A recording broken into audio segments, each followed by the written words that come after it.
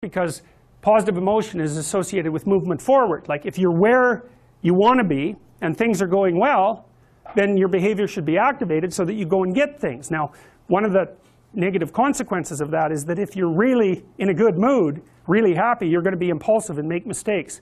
You know, because you hear these dough-headed, that's a very minor word, people who are always pushing happiness as the key measure for successful existence. It's so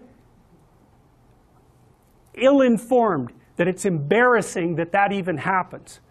Positive emotion makes people impulsive. Maniacs, for example, which is really, that's mania, right? Bipolar disorder. If you're manic, you're one happy person. Way too happy. Everything is great. Nothing but wonderful things that are beyond your imagination are going to happen to you, and they're going to happen fast. And so you're down to the mall to buy everything you can possibly get your hands on because you have 100 uses for everything. And then a week later, you know, you crash into your depressive episode and you realize that you're $150,000 in debt and you've alienated everyone that you know. It's like that's untrammeled positive emotion. So how about no? A pure index of positive emotion is no way of determining whether or not a system is working properly, even your own system. You need a balance between positive and negative emotions. Plus, positive emotions are absolutely exhausting because if you're in a manic episode, it's like, it's time to get everything good right now. Fine, but you won't sleep for a week and then you die because you just burned yourself to a crisp. And so to be overwhelmingly enthusiastic about everything sounds like a real blast, and I've seen full-blown manics and they're having plenty of fun, but it is not a pleasant thing to behold. They're just all over the place, and you know, yeah, it's really not good. It's really not good. You need a balance between these two systems because the whole world isn't explored territory bursting with nothing but promise. That's not the world. The world is that in a bounded space a little bit with an absolute horror show going out around the periphery. And both systems need to be active in order to keep you balanced.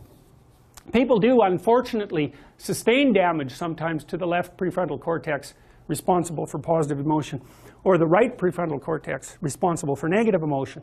And if you sustain right hemisphere prefrontal damage, it makes you inappropriately happy and impulsive, and your life just goes, you just spiral downhill because you make nothing but impulsive decisions.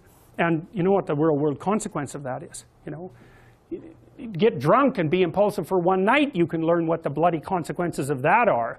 You try living like that for a month, independently of IQ. That's the other thing that's so interesting.